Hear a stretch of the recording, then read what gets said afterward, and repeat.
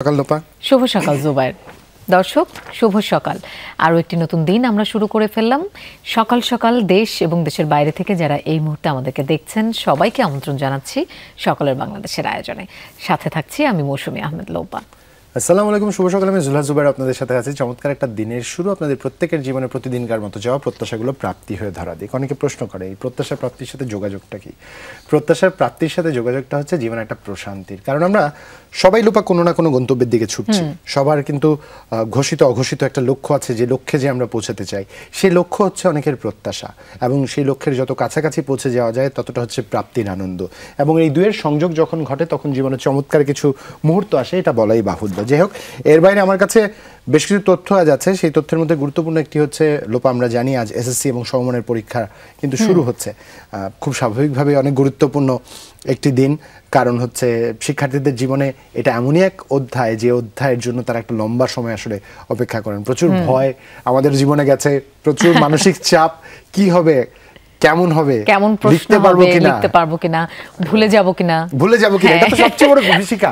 এবং সবচেয়ে অদ্ভুত বিষয় তো এখনো আমার হয়, মাঝে মাঝে দেখা যায় যে এখনো স্বপ্নে দেখি পরীক্ষা হচ্ছে, কিছু লিখতে পারছি না, কিছু মনে পড়ছে না। এটা কিন্তু স্বপ্নের মধ্যে আমার মনে হয় সবারই হয়, যে কোনো সিঁড়ি বেয়ে ওঠার সময় উঠতে পারি না, দৌড়াতে পারি না, লিখতে পারি না। এটা হচ্ছে আমাদের অতি ব্যস্ত মানব মস্তিষ্কের কারণে আমরা অনেক কিছু ভাবি, অনেক কিছু ভাবতে থাকি, নিজেদের জন্য নিজেরা প্রতিবন্ধকতা তৈরি করতে থাকি, এই জন্য সবকিছু মিলিয়ে মিশিয়ে এরকম দশা হয়। যাই হোক, এর বাইরে আমার বেশ কিছু গুরুত্বপূর্ণ তথ্য আমার কাছে আছে যা দর্শকদের দিতে চাই।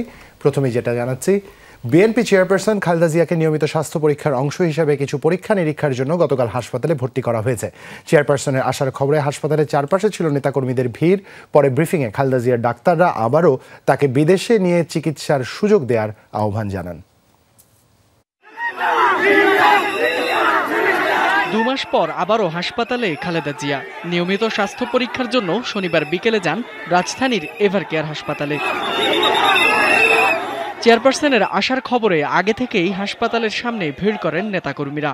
খালেদা জিয়ার গাড়িবহর যখন পৌঁছে তখন ভিড় এতটাই বাড়ে যে কিছু দূর থেকে গাড়ি হাসপাতাল অবধি যেতেই লেগে যায় অনেকটা সময়।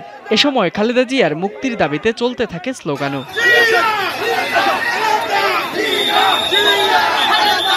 শেষ পর্যন্ত নেতাকর্মীদের ভিড়ের মাঝেই হাসপাতালে ঢোকেন বিএনপির চেয়ারপারসন। পরে শারীরিক অবস্থা নিয়ে ব্রিফ করেন খালেদা জিয়ার ব্যক্তিগত চিকিৎসক। জানান কিছু পরীক্ষা নিরীক্ষার জন্যই থাকতে হবে হাসপাতালে ভর্তি। সঠিক চিকিৎসা যেটা মাল্টিডিসিপ্লিনারি অ্যাডভান্স সেন্টারে করা প্রয়োজন, সেটা যেহেতু করা যাচ্ছে না, কাজে এই অবস্থায় ওনাকে আবারও এখানে ভর্তি করা হয়েছে, যে ওনার কিছু পরীক্ষা নিরীক্ষাগুলো করে ওনার বিষয়ে সর্বশেষ আর কি চিকিৎসা ব্যবস্থা সুযোগ আছে বাংলাদেশে সেটির ব্যবস্থা করার জন্যই আজকে এখানে ভর্তি করা হয়েছে। খালেদা জিয়াকে উন্নত চিকিৎসার জন্য বিদেশে নেওয়ার সুযোগ করে দিতে সরকারের প্রতি আহ্বানও জানান তিনি। আমরা মনে করি যে ওনার সুচিকিৎসার জন্য অ্যাভেলেবল যে সমস্ত রিসোর্স আছে সেটি এখন সরকার অথবা যারা দায়িত্বপ্রাপ্ত ওনারা যদি দেশের বাইরে যেতে না দেন মাল্টিডিসিপ্লিনারি অ্যাডভান্স সেন্টারে, তাহলে কিছু করার নাই। এর আগে বিকেল 5:30টার দিকে গুলশানের বাসভবন ফিরোজা থেকে হাসপাতালের উদ্দেশ্যে রওনা হন খালেদা জিয়া। ফয়সাল মাহমুদ, যমুনা নিউজ, ঢাকা। আজ থেকে শুরু হচ্ছে এসএসসি ও সমমানের পরীক্ষা। প্রতিদিন সকাল 10টা থেকে বেলা 1টা পর্যন্ত অনুষ্ঠিত হবে পরীক্ষা। আজ প্রথম দিন নেওয়া হবে বাংলা প্রথম পত্রের পরীক্ষা। সুষ্ঠুভাবে পরীক্ষা গ্রহণ নিশ্চিতে বিভিন্ন পদক্ষেপ নিয়েছে মাধ্যমিক ও উচ্চশিক্ষা অধিদপ্তর। এরই মধ্যে গত 26 এপ্রিল থেকে দেশের সব কোচিং সেন্টার 1 মাসের জন্য বন্ধ ঘোষণা করেছে কর্তৃপক্ষ। প্রশ্ন ফাঁস রোধে ফেসবুক ও মোবাইল লেনদেনে নজরদারি করছে বিটিআরসি। এবার দেশের বাইরের থেকে 8টি কেন্দ্রে 374 জন পরীক্ষার্থী অংশ নিচ্ছেন। এই বছর দেশজুড়ে 11টি শিক্ষা বোর্ড থেকে পরীক্ষা অংশ নিচ্ছে 20,72,163 পরীক্ষার্থী। দেশের 29,798টি শিক্ষা প্রতিষ্ঠানে 3,810টি কেন্দ্রে নেওয়া হবে পরীক্ষা। গত বছর থেকে এবার শিক্ষা প্রতিষ্ঠান বেড়েছে 207টি এবং কেন্দ্র বেড়েছে 20টি।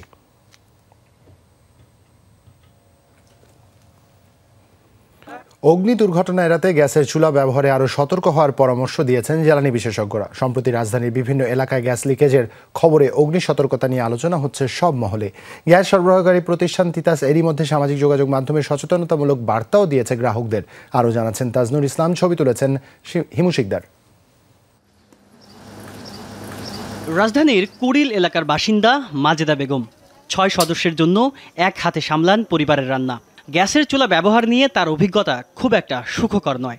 গ্যাস লিকেজের পর থেকেই কিছুটা আতঙ্কিত মাজেদা। প্রথম রান্নাঘরে ঢুকানোর পরে জানালাটা আগে খুলে দেই, জানালাটা খুলে দেওয়ার পরে চুলাটা পরিষ্কার করে কিছুক্ষণ পরে চুলাটা আমি অন করি। 24 এপ্রিল রাতে পাইপলাইনের ছিদ্র দিয়ে গ্যাস ছড়িয়ে পড়ে রাজধানীর বিভিন্ন এলাকায়। আতঙ্কিত হয়ে পড়েন বাসিন্দারা। চুলা জ্বালানোর আগে করণীয় সম্পর্কে সতর্কবার্তা দিয়েছে গ্যাস সরবরাহকারী প্রতিষ্ঠান তিতাস। বলা হয়েছে, চুলা জ্বালানোর আগে ঘরের দরজা জানালা খুলে দিতে হবে। এরপর 15 মিনিট অপেক্ষা করে দেয়া হয়েছে চুলা জ্বালানোর পরামর্শ। রান্নাঘরে গ্যাসের চুলা ব্যবহারে তিতাসের এই সতর্কবার্তা যথেষ্ট নয় বলে মনে করছেন বিশেষজ্ঞরা। সবার আগে লিকেজ শনাক্ত এবং তা সংস্কার জরুরি বলে মত তাদের। তারা পরীক্ষা করেই অনেক ছিদ্র বা অনেক এই ধরনের লিকেজ পেয়েছে।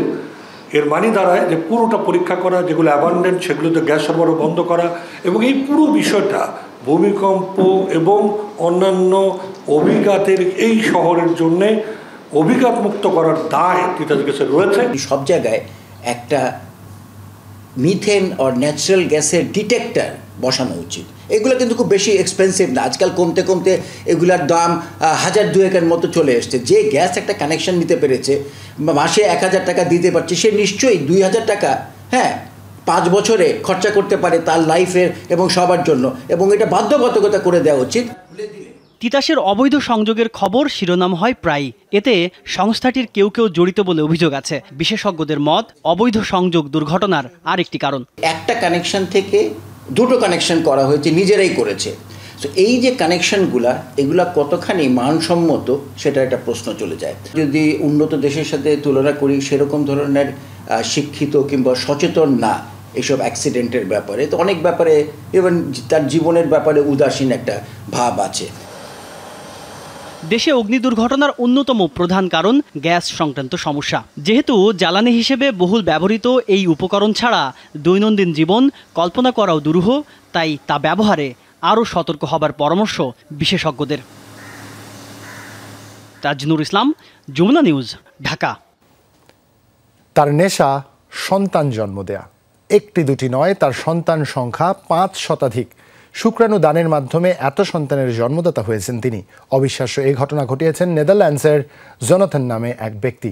একের পর এক সন্তান জন্ম দিয়ে চলা এই ব্যক্তিকে এবার থামার নির্দেশ দিয়েছে আদালত। উন্নত বিশ্বে এই 21 শতকে শুক্রাণু দান বেশ জনপ্রিয় হয়ে উঠেছে। অনেক দেশেই দাতাকে দেয়া হয় অর্থ। নেদারল্যান্ডসে সরকারি বা বেসরকারি হাসপাতালগুলোতে শুক্রাণু দানের জন্য একজন দাতা পায় $10 থেকে $20। দেশটির স্বাস্থ্য নির্দেশিকা অনুযায়ী অবশ্য একজন শুক্রাণুদাতা সর্বোচ্চ 25 জন সন্তানের বাবা হতে পারবেন। অথচ জোনাথন মেজর নামের 41 বছর বয়সী এক ব্যক্তির শুক্রাণু থেকে জন্ম হয়েছে 500-র বেশি সন্তান। এবার সেই ব্যক্তিকে থামার নির্দেশ দিলেন আদালত। আদালতের রায়ে জোনাথন আর কোনো হাসপাতালে শুক্রাণু দান করতে পারবেন না। নির্দেশ অমান্য করলে প্রতিবার তাকে $1,10,000 জরিমানা গুনতে হবে। এমনকি বর্তমানে যেসব ক্লিনিকে তার শুক্রাণু সংরক্ষণ করা আছে সেগুলো ধ্বংস করার আহ্বান জানানো হয়েছে। জোনাথনের কাছ থেকে শুক্রাণু নিয়ে বাবা মা হয়েছেন এমন বেশ কয়েকজনের প্রতিনিধি হিসেবে ডোনার কাইন্ড নামের একটি সংস্থার করা মামলায় এই রায় দেন আদালত। আমরা জানি ডোনারের শুক্রাণু থেকে জন্ম নেয়া মানুষেরা জীবনের কোনো না কোনো সময় তার জন্মদাতা কিংবা আত্মীয় স্বজনের সাথে পরিচিত হতে চায়, কিন্তু একজনের পক্ষে 500 সন্তানের মুখোমুখি হওয়া অনেকটাই অসম্ভব ব্যাপার। এছাড়া চিকিৎসা বিজ্ঞানের মতে একজনের পক্ষে এতগুলো সন্তানের জন্ম দেয়া স্বাস্থ্যকর নয়। এ কারণে এই গণশুক্রাণু দান বন্ধ করতে চেয়েছি আমরা। অবশ্য জোনাথনের এই গণশুক্রাণু দানের বিষয়টি প্রথম আলোচনায় আসে 2017 সালে নেদারল্যান্ডসের ক্লিনিকগুলোতে তার শুক্রাণু দানে নিষেধাজ্ঞা দেওয়ার পর। যদিও ততদিনে নেদারল্যান্ডসেই শতাধিক সন্তানের জন্ম হয়েছিল জোনাথনের কাছ থেকে। এরপর বিশ্বের বিভিন্ন দেশের স্পার্ম ব্যাংকে শুক্রাণু দেয়া শুরু করেন তিনি। মোস্তফা মাহমুদ, যমুনা নিউজ। কৃষিতে কিন্তু আমরা অনেক দূর এগিয়ে গেছি এবং কৃষকের মুখের হাসি যেটা সেটা কিন্তু আমরা এখন দেখতে পাই এবং হাওরের যে আনন্দটা, এই আনন্দ কিন্তু আমাদের সবাইকে ছুঁয়ে যাবে, সত্যি কথা। এবং সেই ছবিটা কিন্তু চালের যেই হুট করে বেড়ে যাওয়ার দাম এবং সেখানে যদি এরকম বাম্পার ফলন, যে ফলনটাকে সময় মতো বাড়িতে তুলতে পারছেন কৃষক, এটা আমাদের জন্য কিন্তু। এবং জুবাইর, এখন যেটা হচ্ছে যে একটা জমি কিন্তু ফেলে রাখছে না কৃষকরা, মানে একটা ফসল ওঠার সাথে সাথেই আরেকটা ফসল সেখানে উৎপাদন করছে। এই যে পতিত জমি কিন্তু আর থাকছে না, এটা একটা খুবই সুখবর আমাদের জন্য। যেমন ধান, গম, ভুট্টা, সরিষা সহ সকল ধরনের ফসল আবাদ হচ্ছে, মৌসুমের অপেক্ষায় কৃষক বসে থাকছে না, একটি ফসল কাটতে না কাটতে আরেকটি ফসলের চাষ শুরু করছে। এক্ষেত্রে নতুন নতুন বীজ উদ্ভাবনে কৃষি বিজ্ঞানীদের অবদান অনস্বীকার্য। আর এ কারণেই ঈদের পরে বাজারে শাক সবজি সহ সব কৃষি পণ্যের মূল্য এখন সহনীয় পর্যায়ে রয়েছে বলে মন্তব্য। বাজারে সবজি জাতীয় পণ্যের পর্যাপ্ত সরবরাহ হয়েছে। কৃষি নির্ভর দিনাজপুর থেকে সরাসরি যোগ দিচ্ছেন আমাদের সহকর্মী মাহফুজুল হক, তিনি আমাদের বিষয়টি জানাবেন। শুভ সকাল মাহফুজ। শুভ সকাল মাহফুজ। জি হ্যাঁ মাহফুজ, একটু জানাবেন আমাদের, এই যে আমরা বলছিলাম কৃষিতে যে বিপ্লব ঘটেছে, আপনি এখন যেখানে আছেন চারপাশে চিত্র কি দেখছেন?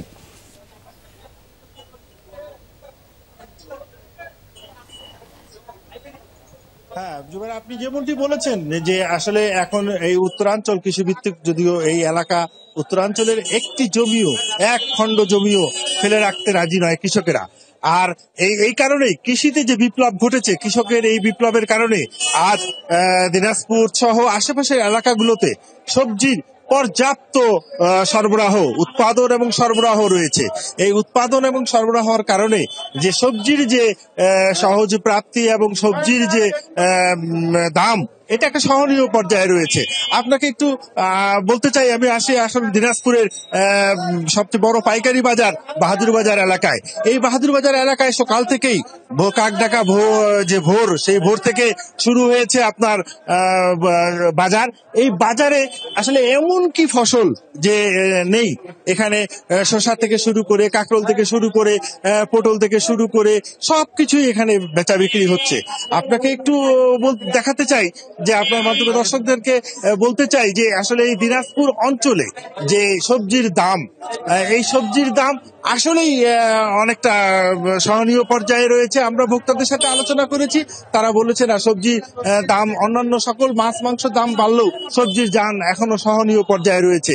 আমি যে বাজারে আছি এখানে আপনাকে 20 থেকে 25 টাকার মধ্যে পটল এবং বেগুন থেকে শুরু করে সবকিছুই 20 থেকে 25 টাকা কেজি দরে বিক্রি হচ্ছে।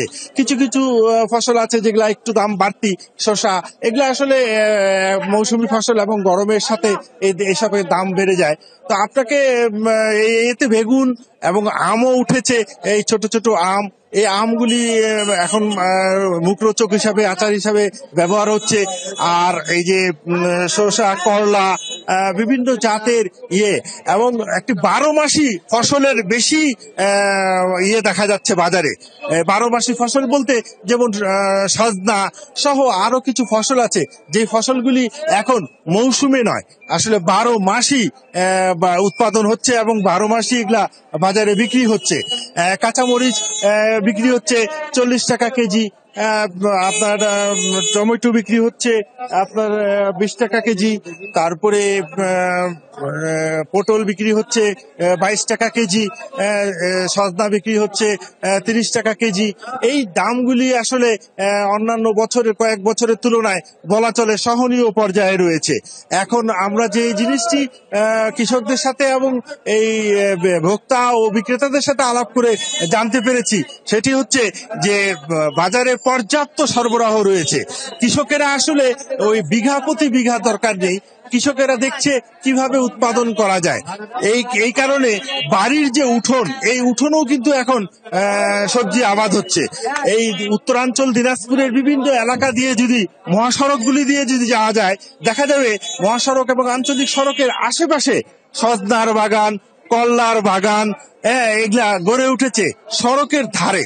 এই কারণে পর্যাপ্ত উৎপাদনের কারণেই আজকে বাজার এই অবস্থায় এসেছে। আর কৃষকেরাও খুশি, কারণ কৃষকেরা এই উৎপাদন করার পরে যে দামটি পাচ্ছে এই দামটিতে তারা সন্তুষ্ট। এই কারণ কৃষক যদি দাম না পায় তাহলে কৃষক উৎপাদন করতে উৎসাহিত হবে না। ইতিপূর্বে দেখা গেছে যে কৃষক উৎপাদন করেছে এবং সেভাবেই তারা বাজারজাত করেছে। জুবায়ের, অসংখ্য ধন্যবাদ মাহফুজুল, আপনি আমাদের জানাচ্ছিলেন আসলে সেখানের বাজারের যে চিত্র